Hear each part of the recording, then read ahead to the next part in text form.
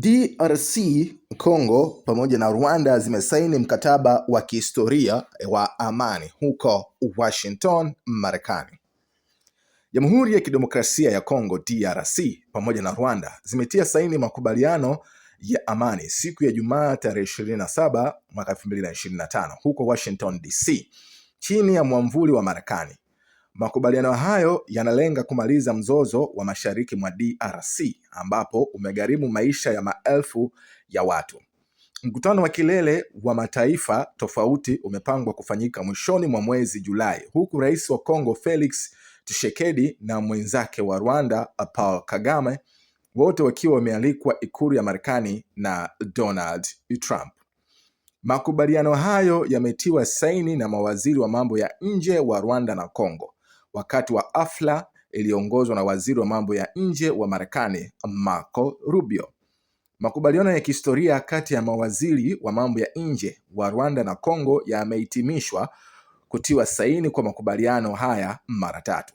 Huu ni wakati muhimu baada ya miaka 30 ya vita, amesema waziri wa mambo ya nje wa Marekani Marco Rubio wakati wa hafla katika wizara ya mambo ya nje pamoja na wenzake wa Rwanda na DRC, akiongeza hata hivyo kwamba bado kuna mengi ya kufanya. Na nukuu, tunawashukuruni nyote wawili. Ninajua jinsi imekuwa ngumu na ni kazi ngapi imehitaji. Tunajua bado kuna mengi zaidi ya kufanya, lakini tunaheshimika kuwa sehemu yoyote ya kuchangia. Kwa kweli ni kwa nyakati kama hizi ambapo nimetaka kazi hii na kuikubali kwa imani. Hiki kimsingi ndicho wizara ya mambo ya nje inahusika nacho.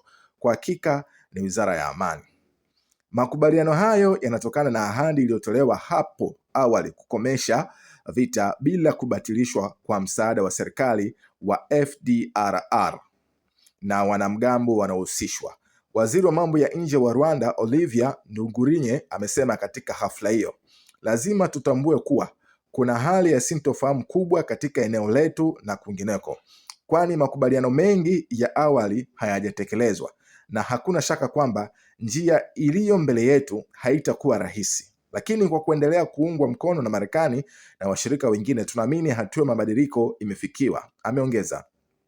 Makubaliano hayo yanatoa nafasi ya kuondolewa kwa vikosi vya jeshi vya ulinzi wa raia na kurejea kwa watu waliokimbia makazi yao na wakimbizi chini ya mamlaka ya serikali na kuanzisha utaratibu wa ufuatiliaji ili kuhakikisha uheshimishwaji, amebainisha waziri wa mambo ya nje wa DRC Teresa Kayikwamba, ambaye amesema haya si maneno tu kwenye karatasi, ni lazima sasa yatafsiriwe katika vitendo kwa kuheshimu haki, uwajibikaji na utashi wa kisiasa.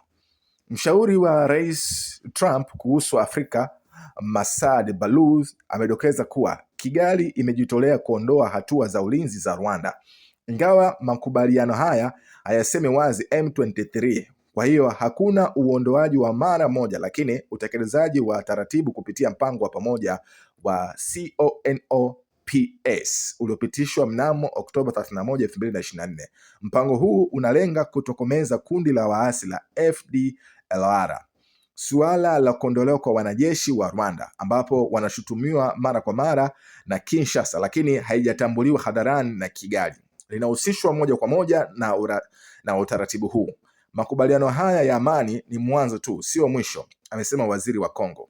Mkataba huo pia unatoa fursa ya kuanzishwa ndani ya mwezi mmoja kwa utaratibu wa pamoja wa kuratibu usalama kati ya DRC na Rwanda.